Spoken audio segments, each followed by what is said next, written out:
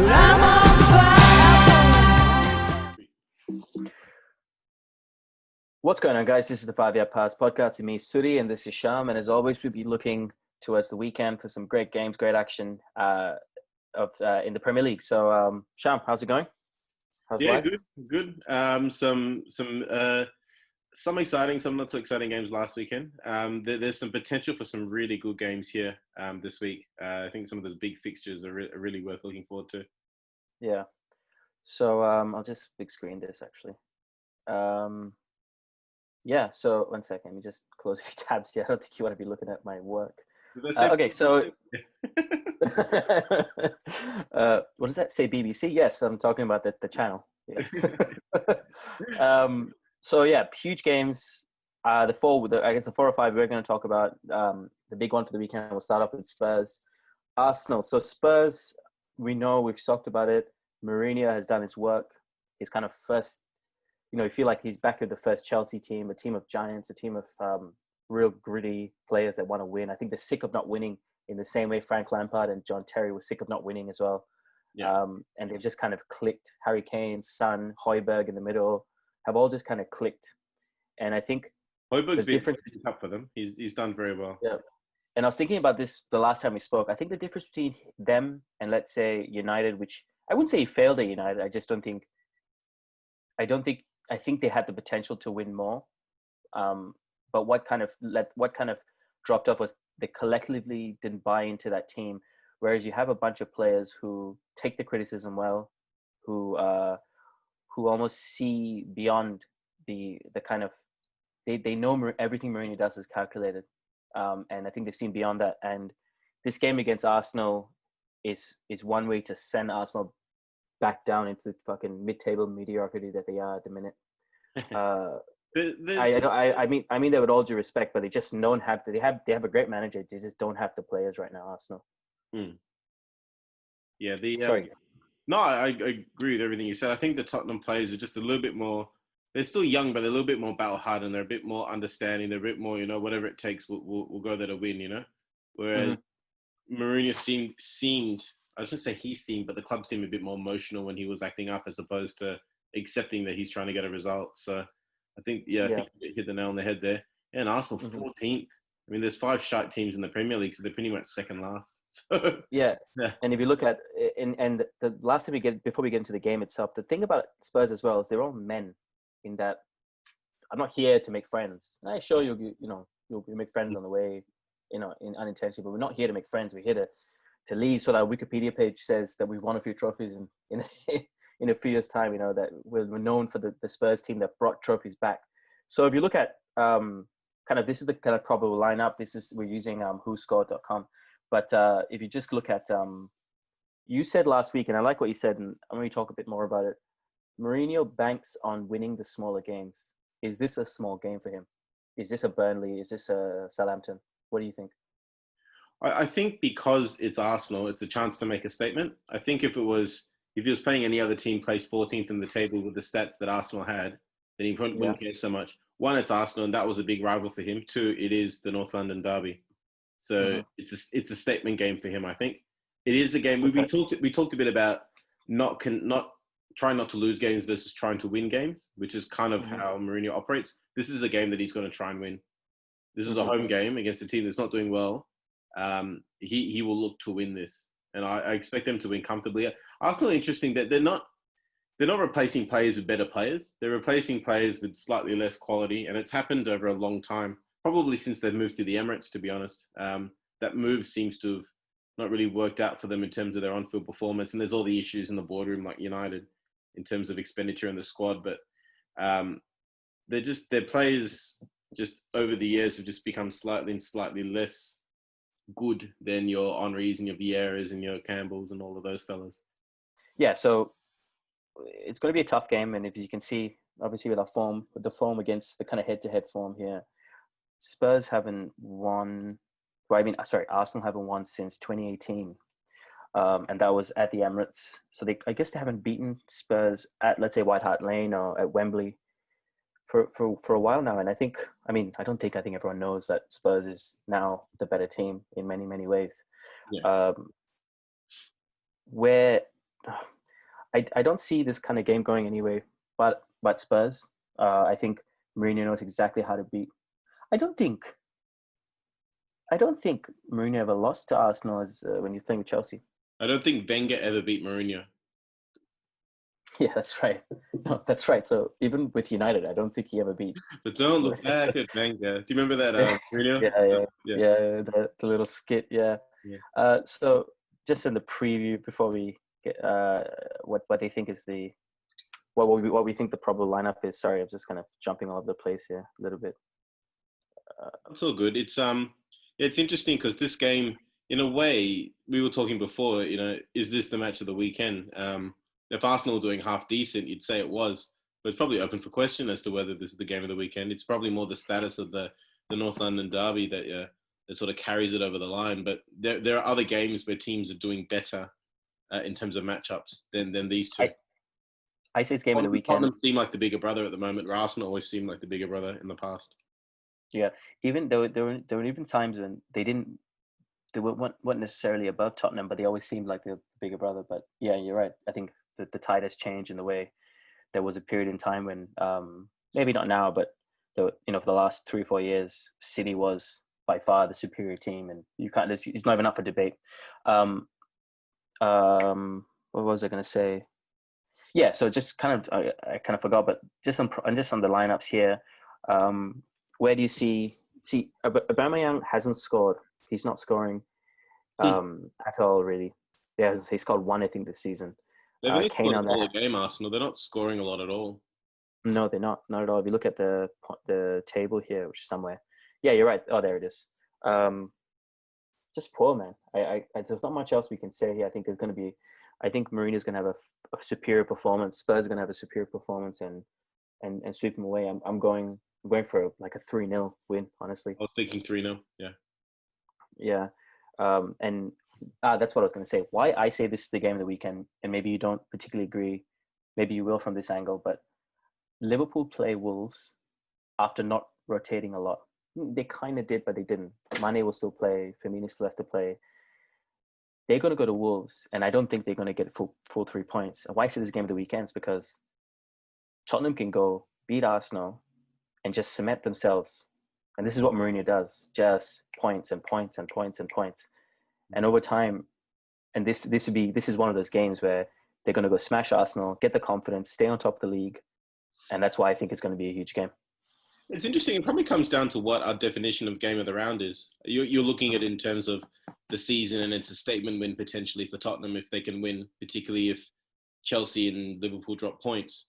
I was looking at a game of the round purely on an entertainment basis, and I think on an entertainment basis, particularly without a North London crowd there, I don't think it's game of the round. But in terms of the significance to the season, yeah, this could be the week that Tottenham break ahead of everyone and gallop off to the title. Absolutely. Actually, we'll get to it, but my 2 games of the round, I think they're going to be equally entertaining as the Chelsea Leeds game and United West Ham. I think those 2 games are going to be very entertaining. Should we move on then? So what do you think? Do you think 3-0, yeah? Yeah, 3-0 each of us, yeah, for the Tottenham. No St. Right. Totteringham songs, I think, this season. Yeah. No, there won't be any of that this season. So West Ham United, West Ham in 5th, United in 9th, a point apart, game in hand for United. A win will put United into 4th if things go well, I guess. Could put United into 4th, if not 5th. United played PSG the other day, and I think it was kind of a funny loss. Obviously, I don't think you got to watch the game being so early, but the interesting thing for me was I think most United fans came away a little bit happy with that loss just because we played far better than PSG until the goal went in. Fred got the red card all within 3 minutes, and the game just kind of collapsed. Reminded me of that Real Madrid game, Fergie's last campaign. When Nani got sent off, yeah. Yeah, and then Modric scored straight away. It was a little bit of the opposite, but I came away going like, yeah, it was a bit of immaturity on Martial's part, a little bit inexperience. Pogba probably came on too late. He's struggling this year, Martial. His body language looks very introverted. He looks very almost intimidated. He's not the free spirit that he probably needs to be playing at his best. He seems weighed down. And when did this last happen? When Zlatan came over, he just felt a bit. He just went into himself a little bit. You think this is maybe potentially a result of United getting Cavani? I think so, but I think if you were a smart man, I mean, if Martial was a smart man, and we all know he is, he'd probably think like, this is for the next 1 or 2 years. I still have a future here because he's 33. But I think maybe there is some kind of emotional frailty with that guy. You know, he lost his number. He was quite upset. Zlatan came and he kind of went into himself a little bit. Mm. But as far as this game goes, this is probably Moyes' best chance to take a point from United since he's left. Take a win from United since he's left. They're playing really good football. He's transformed Declan Rice into, I think, one of the best players in the league right now. What do you think of the game? Yeah, he's done that job with West Ham. They got those Everton vibes, don't they, from Moyes' days at Everton? He's turned a team into a bunch of players who can punch above their weight. Apart from Declan Rice, who can you name from this team? I think I named Antonio, but he's not in that possible lineup.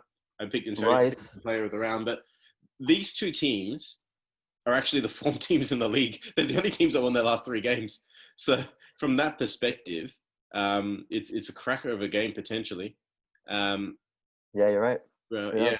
So in that regard, West Ham will be primed, and West Ham do not like Man United. I think it goes back to the Paul Ince thing when he moved over, and they were the ones sort of burning the effigies of Beckham and that sort of thing. Like they hate United. And there was that time where Jesse Lingard was on the bus and the fans came and rocked the bus and he was taking the video and all that sort of thing. Like there's history there. United, since the international break, big game against Southampton, big game against PSG, big game against West Ham, big game against Leipzig, big game against City. This is a big month for United. It's really important for United to get this result. And it's interesting there. I find it quite funny that they've got Pogba there. It looks like they're going with the diamond in that potential formation. You look there at the ratings of those players, and Pogba and Martial have quite poor ratings. 6.3 for each of them. Whereas, I think hovering around 6, so you've got the high 6s and the low 7s. That's where you kind of want to be. Van der Beek's not doing very well there, but he seems to have had a good impact for United. And I always say good footballers find a way to play with each other. And he likes playing with Matic because Matic is a good passer. He likes playing with Bruno because Bruno is a good passer. He's found a way to make himself important, Van der Beek. And I think the whole call about a guy coming from Holland, leaving his country for the first time and expecting to start games was probably a bit premature. Ollie was probably trying to just take his time, let him get in. He's here for 5 years. Let's give him a couple of months to settle down. It seems to have worked well with him. It's removed some of the expectation that might have come with being a £40 million signing. This is a very intriguing and potentially very exciting game. So the difference here from so if you look at the last few fixtures, let's say the last 6, it's gone literally like a US election, back and forth, besides the last game, which was a draw. So, but the only thing that could go for United, one of the things that does go. The popular vote. Yeah, West Ham always wins the popular vote. The only thing that goes against West Ham here is that United's away form have been impeccable since they lost to Liverpool in January. Salas 2-0. Salas scored the second goal. I think they have a perfect record this year, don't they? They've only drawn, please, correct me if I'm wrong if you know better, but I think they've only drawn once, and they've won. Excuse me, that would be 10 plus 1. So they've won 11, drawn once, but they've won 10 in a row. So if that makes sense. So they went win, draw, and then they've won 10. But they've won their last 10. Yeah, absolutely. So I don't know what it is. You never thought 2 years ago if someone told you they couldn't stop winning away from home. Not 2 years ago, last season, if you said United won't stop winning away from home, you'd slap them. I think it's that counter attacking, and I think it's the fitness. They've got the legs to run over teams at the end of games. They did against Newcastle. They did against Brighton. They did against Southampton. They have the ability to run games out well, and games are always won at the end. You might see a result 3-2, but it's 1-0 after 70 minutes. There's a lot of goals scored at the end of games. Just fitter at that time. And I think I made this point last video, maybe 2 videos ago. I said United's fitness have vastly improved. I don't mean injuries. We're still getting a few injuries here and there. Not as bad as the Liverpools, but the fitness-wise, the ability to last till the 90th minute, to go on counter-attacks and score 3 goals in 15 minutes in the last 10, that as well is always going to be in favour of United. So where do you see it going, Sham? it's a credit to them that without a preseason they've been able to do that, because they didn't run games last season. So something's happened that's worked for them. But yeah, this is a very tough one to call. I'm not confident at all calling a result in it. I'm going to go United win, but I've absolutely no confidence in saying it. It could just as easily be a West Ham win. I think this game is very, very much there. I just think United's away form is not reflected in their ladder position, and I think that they have the ability, I think, just to get the result at the end. Bruno Fernandes, I think, fifth top scorer in the league, and he's on the assist charts as well. So, yeah, I'm going to go United purely because of that away form. I watched the Villa West Ham game, and I thought that West Ham, if they get the first goal, it's going to be like they're specialists at parking the bus, and that's a Moyes team. They'll bite down more than they can chew, and they'll end up chewing it all. You know, end up swallowing all that they chew. So, I do see United win. I think it's going to be 2-0. However, I will say with a caveat: if they score the first goal, United won't do a Southampton. They will probably end up losing the game. But I am going to go with a United win. I think it's going to be 2-0. Yeah, I think it's going to be 2-0. I was going to say 3-1. I didn't say the score, but I was going to say 3-1. Yeah. On to the next game. We'll kind of move on to Chelsea there. I'm just going to get my the screen up for Chelsea again. 1 second. Can you see that? Yeah, you can. Yeah, we're good. So Chelsea leads. I only like this because it's Leeds. So we'll kind of get through this. Chelsea at the minute, undeniably in some sort of mental form. They're just scoring for fun. Besides the game last weekend, which was a bit of a bore, but I think both teams came out of it going, "Oh, a point's not the worst thing in the world." Would like the win against Spurs, but at the same time, you know, you'll take it. Like I said, Chelsea's going to come home hard second half of the year. They'll think if we're within 5 points of the leaders halfway through the season, they'll win the title. They're the one team, probably more than any other team, I think, in the league that tries to dictate the game and play it on their terms. The other teams are trying to do it, but I think they're just the best at it at the moment in the league. And like Timo Werner, Jesus, like fast, strong. He's a British centre forward 2.0. Like he's just the next generation. He's quality, and I think Pulisic is coming back now. I think he played in Europe in midweek. Giroud got 4 goals for Chelsea, but he won't play. But I think Pulisic, the United States player, I think him coming back in makes a difference to Chelsea. He offers something a little different. A bit sort of a Hazard type player, just likes the ball at his feet and likes jinking and making space. Whereas a lot of the other Chelsea players sort of like running into space and running with the ball. But he's a bit of a jinker. Absolutely. Werner as well is a lot quicker than he looks. I feel like I'm broken record here, but he's like got this weird change of pace for someone who's quite kind of a little bit stocky, a little bit squarish. I want to point this out to you, Sham. So you look at Chelsea's form this year. They've only lost 1 game all year. They've had a few kind of questionable draws, those early draws against Southampton and West Brom. But since then, look at that, right? Look at this. I think that was the time 7, 8, 9, 10. They've conceded 2 goals in 10 games. That's football manager stuff. So yeah, and they fixed exactly what they needed to fix this year. I don't think he gets the credit that he deserves. Frank Lampard. Yeah. He's done a fantastic job, and he's given all the money, but so is United, so is Man City. One thing people forget about Chelsea is they had a transfer window ban, so they had 2 windows of money to put into the squad, which is what they've done. People forget that they didn't spend any money, and then so they've had the benefit of giving Lampard a season, giving him some young players to develop, and then you bring in these worldly players like your Werners, your Havertz, the whole 9 yards. Yeah, but you're right. They've also bought well. Like I said, I've said this before, but getting that keeper in, it's not an inspired signing. It's a bit like the Michael Carrick signing for United. It sort of seemed to put all the other pieces together. And what's the keeper's name? Sorry. Mendy.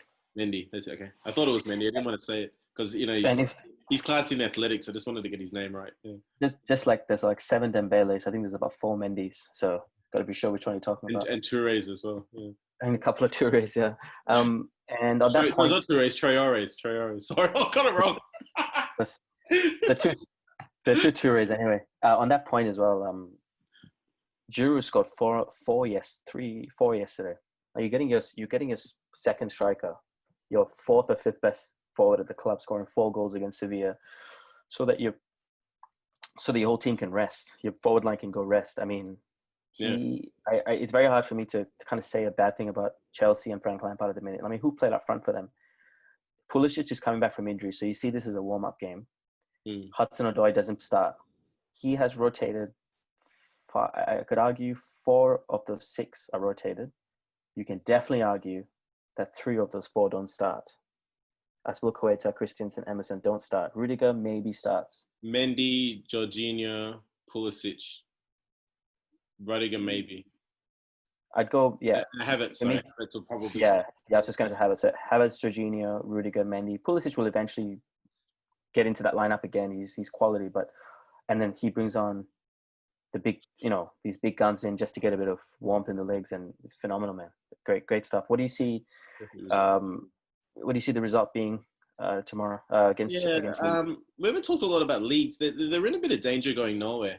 The story is very romantic, but the results are not so romantic. They're about where Arsenal are, and maybe we're unfairly judging them by the team that made the Champions League semi-finals and was challenging for Champions League spots and then fell down. And maybe it's unrealistic to expect them to do that immediately. Maybe they need to do what teams like Leicester have done and built over a number of seasons. But I suppose that the romance of the story with Bielsa and all that as well. Yeah, I don't see Leeds getting a result here. I think this is at Stamford Bridge as well, isn't it? So yeah, it is. I see. And Leeds there, if you look at their, they've got a decent amount of goals for, but they conceded too many goals. They conceded as many goals as the relegated teams. With the exception of Liverpool, but Liverpool had that one game where they conceded 7. But I see Chelsea winning this, and I see them winning it quite comfortably. And I won't say it is a spanking, but I wouldn't be surprised if it was. Now, the thing I see about Leeds is that I think this is their season. Nothing much was going to happen this season. I think we both had quite high expectations of them, again because of what we know and the kind of history of football that we watched. And they've played a mix of teams as well. Like if you look from, let's say, start of the season there, they played Liverpool to Fulham to Sheffield, Man City. Let's see, the last few weeks have been quite tough. Everton, Arsenal, Leicester, Villa, Wolves, Man City. After they get through Chelsea, which is also going to be a very tough game, they could have, or even you could say West Ham. Yeah, so it just kind of seems they're just getting a string of very tough games. Newcastle's easy. Liverpool's a derby. Burnley's a derby. Yeah. Yeah. And I think after this season, you're going to see a Leicester type of team come through where once they stabilize themselves, they get a bit of money come in. I think you're going to see a different Leeds next season, but that's not the point of this conversation, I guess. It's what's happening now. I think Leeds are just going to go, if we get through this, 12 or 13, with a few lucky wins here and there, they might go beat United, in the second half of the season. They're 12th now. If someone told them you'll be 12th at the end of the season, they go great. No worries. Are they 12th right now? Yeah. Oh, right. Okay. So yeah. Okay. Perfect. So yeah, I agree with you there on the point that I think it's going to be it could be a spanking. They are 12.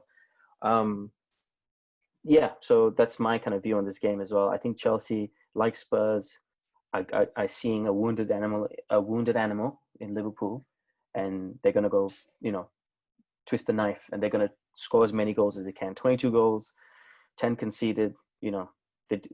The second best record in the league in terms of the goals conceded and scored. So, I think it's going to be a big score, 3-4 now. But if it was 6-0, I wouldn't be surprised. Absolutely. So let's move on to what could be an upset for the round in Liverpool Wolves. Liverpool obviously second, Wolves are seventh, 4 points apart. I don't think Wolves have a game in hand. Am I wrong to say that? No, they don't. Yeah, no, the same amount of games, yeah. Liverpool played, I'd say so. It was an average performance against Ajax. Great to get the win. They should have lost, but Caoimhin Kelleher, who's from Cork, actually, made some incredible saves. I don't know if you saw those saves, John. They were like the keeper, any keeper. It was They're very, very good saves. He looked quite nervous before the game, but he looked comfortable in goals. And he did everything that he had to do. Yeah, He'd be if anyone made their debut and played like yeah. that, they'd be very, very happy. Well, that wasn't his debut. Reason why he's nervous was probably because he last time he played for Liverpool was Aston Villa last year, and they lost 5-0. Okay, maybe it's his Yeah. Champions League debut. I heard debut somewhere. Maybe it's his Champions League debut. So he is probably going to play this weekend. You can see the injury. You can see all that, right, Sean, on your screen? Yeah. Are they So saying obviously, how long Alisson is up for up to 14 days? Okay. and I think it's only fair that he gets his chance. Queven Callagher gets his chance because Adrian has just proven that he's just not up for the task. What Liverpool need right now, and I don't think there's. I think you know what you're getting with Adrian. Klopp handled that quite well. They asked him why they play Kelleher, and he said he's better with the football at his feet. I don't see that being the reason, but Klopp just has a perfect answer. His management of the media is fantastic. Did you see that? Did you see that video? But Gary Neville breaking down Klopp's argument for the per games, like how many games per day they have, how many days per game or whatever. Have you seen that whole argument? No, I haven't actually. So did you see that? So after the game against Brighton, Klopp was kind of caught up by the media a little bit. The guy who was interviewing was like, "Stop blaming us. Your club agreed to the 12:30 kickoffs," which is quite a strain on the player and all that. Blah blah blah. Gary Neville went and broke it all down and said that Liverpool. He's like, and I've actually thought this as well. I'm not gonna lie. Like I'm not gonna. I will honestly say that I thought about this. Every club has had a 6-month break between March and it was a 4-month break between June, March right? and July. July. It was late June, July. So 3.5 month, 4-month break of doing nothing. Played a bunch of games, and then Gary Neville says in most years when we play the World Cup and the Euros, we get 3 to 4 weeks anyway. So we've had a whole bunch of rest, played a bunch of games, had a bit of rest, and he said in this season Liverpool are going to play an average of a game every 5 point something days. He said last season they played a game every 4 point something days. So last season you had less games. So you had less days between games. And he had this whole argument. I thought it was quite interesting. I'm not going to hang my hat on that. But this whole thing about the thing that I saw was a normal football season takes 280 days from start to finish, but this season will take 255, I think it was. So that was the stat that I saw. But yeah, it looks interesting. It's very interesting, and I suppose ending with a major tournament as well will be interesting. It's more the top players that we put under stress as opposed to teams that are sort of mid-table, lower to mid-table, and you might see some of them that get knocked out of the cups quite early.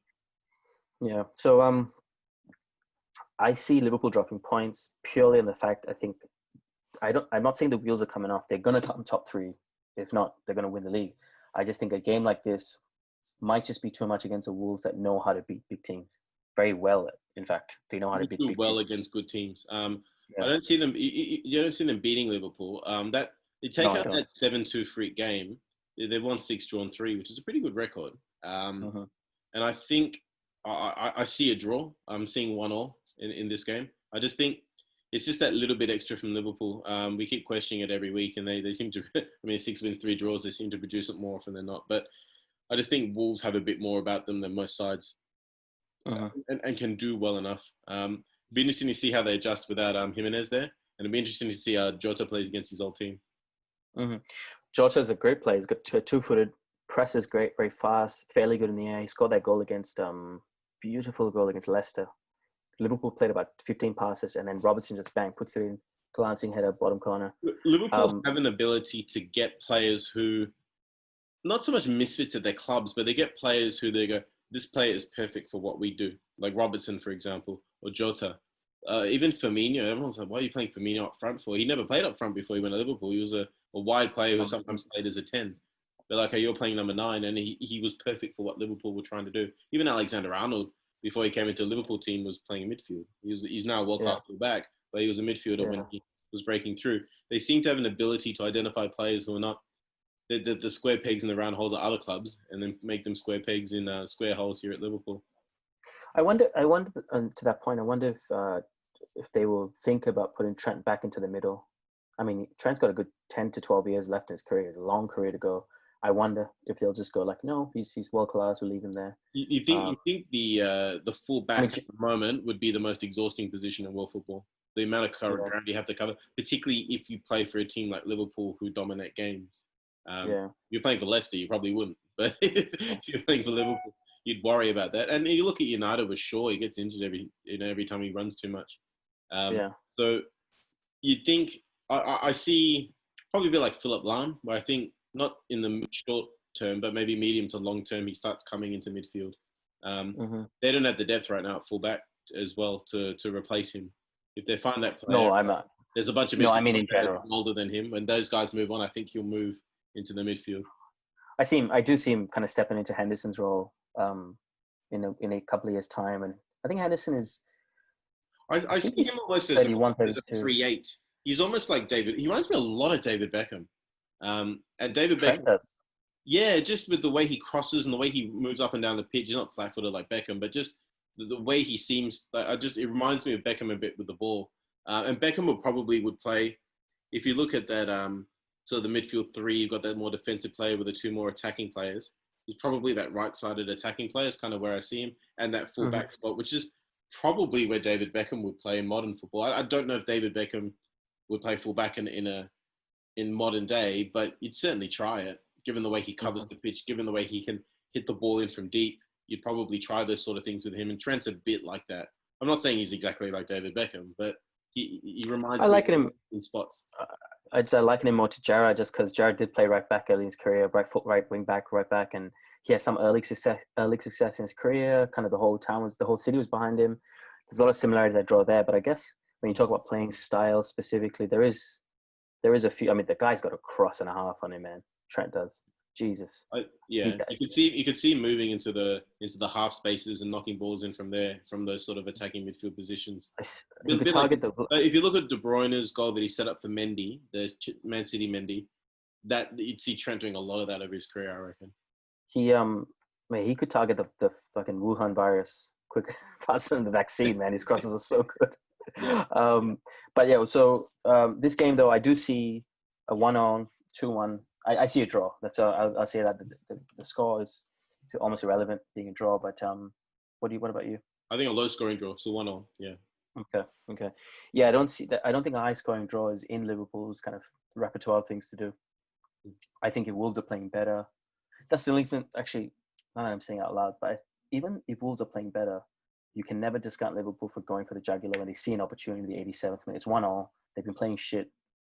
The break, Mane, goal. You can't ever rule that out. But I think this game's going to be a draw.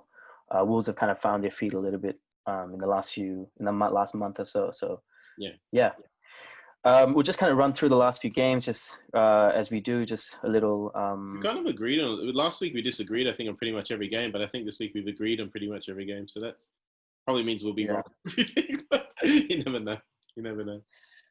Okay, so yep. Okay, so Villa Newcastle have been cancelled because of COVID. I think, like I was saying before the video, I think there's 6 or 7 players have 6 or 7 people in the team in the training ground have all tested positive. So they've scrapped it. That affects Villa a bit. They're already a game behind, so they'll be 2 games behind. So that could have consequences for this season. Yeah, shit. There they are. Burnley playing Everton. I think Everton's gonna continue. You know, their reasonable form. They started really well, but they've kind of leveled out and they're playing quite well. Not the form that they started with. Man City, Fulham. I think we both know. I think it's going to be nice. I think 17-0. I think is my prediction for that one. I don't think it's going to be high. I think Pep's going to rotate a touch. I said Fulham 17-0. Oh yeah, okay. West Brom, Palace. I think Palace again in reasonable form here. Where are they on the table? Yeah, two wins, 3 losses, and a draw. Reasonable enough for them, but I think they're going to go win this one. Chelsea, Leicester, Sheffield. Sheffield will lose. Sorry. Unfortunately, that Sheffield's just in the worst kind of form of their life at the minute. You'd almost think someone was crazy if they told you they'd be last this season. And the way of the world. And by the distance, they're last as well. What is it? 1 point. They're on sorry. 1 point. Sorry. What am I doing? You've got a combined table there. Overall, yeah. 4 points, 6 points from non-relegation. 1 point from 10 games. And if I remember correctly, that was a nil. Look at this. So They've conceded, Sham. They've conceded as much as United have conceded. That's terrible. So yeah, it's a fairly entertaining round. Like these days, obviously, nearly every round's entertaining with the top 10, with anyone in the top 10 being able to beat anyone in the top 8, I guess, being able to beat each other. On that note, you can see the fixture, Sham. My player of the round is probably Steve Bruce for Newcastle to beat COVID. But nah, seriously. Beating COVID, Bruce is beating COVID. Yeah. Yeah, player of the round. You got the fixtures there for you. It's an interesting one. I think I picked someone. Who did I pick? Can I go? Yeah, Perisic from Chelsea was the one that I thought of. Coming back from injury, I think you want to make a statement. Pulisic, sorry, Pulisic, not Perisic. Yeah, I think for me it's Werner. I was going to say anyone in the Chelsea's forward line, but I'll go specifically with Werner. I just think he's going to get a few goals. He's going to go up the top scorer list. He looks a little angry as well, Werner. Like not Bruno Fernandes angry, but he's a moody angry. I like that. Like it's hunger, you know. Yeah, absolutely. Guy wants to score goals. Yeah. I think he started off as a winger. I could be wrong, but I think he started off as a winger. He was a bit like a Mane, like left wing cut in type player. Yeah. He's got that physique as well, and he's got the style of play. Reminds me of a better version of Firmino. Just the style of play, it just kind of strikes me that way. But anyway, great chat as always, Sham. One final thought. I saw a really good article from Tifo Football about Man City about the effect that David Silva leaving them has had on the team, and so they talked about they play the 4-1-3-3, Silva playing in the free 8 role, and his ability. They give a specific name as a Latin name to the type of footballer he is. But it was interesting because he talk about ball movement and player movement. You can, to a degree, track ball movement and player movement. If the ball's running down the right wing, you can adjust and move. Or if a player's running, you can adjust and move. But David Silva had this ability to hold onto the ball. And when a player holds onto the ball, it creates uncertainty in the defense, particularly when you've got the passing quality that he does. So there was two things that they pointed out. So one, that ability to hold the ball and draw players. And secondly, the ability to make repetitive passes. So De Bruyne was very much that archetypal, almost a Gerrard type player, in that he was sort of looking for a lot more killer balls. But David Silva could progress the ball, but at the same time, pass the players and get it back and hold onto it and do the tiki-taka. So Man City almost lost that ability to do tiki-taka, and they look a lot like a team that want to use pace and power and aggression to score, as opposed to that Guardiola, keep the ball, look for points of weakness. So that style has evolved for City in the way that their players changed because of him. It was a really well done. I think they generally do good pieces, but it was a particularly good piece, I think, that they did on David Silva leaving Man City and the effect on Man City. Well, I mean, a great point to note there is, I didn't realize how bad Barcelona's done. A great point. I mean, Sociedad is top of the table. Granted, Atletico have 2 games in hand. Okay. But they directly attributed everything I've read, the highlights I've watched, the articles I've read. They've all attributed it to David Silva coming in and changing the kind of fortunes of the forwards at the club. So yeah, I never actually looked as to why he left. Was it a case of I want to start settling down? Was it a case of his kid? I got the impression it was his hometown team and he wanted to finish his career there. That was the impression. But the fact that he can still play at the highest level, and I say at the highest level, I mean, I think he'd walk into almost any team. So he's at an age where he's one injury or one just sudden drop away from becoming mortal again. Might as well do it instant. Yeah, they say there's two. When you retire, people either think why or they think why not, and he sounds a bit like a why player. Why are you retiring now, as opposed to why not? So I like that. Yeah. All right. Remind me who you said was your player of the round? Pulisic, Chelsea. Pulisic, that's right. I go for Werner. All right. On that note, guys, Sham, always a pleasure. Thanks for watching, guys. We're the 5 Year Pass podcast. My name is Suri. This is Sham. Keep football simple, and as always, keep passing, guys. Cheers. Cheers.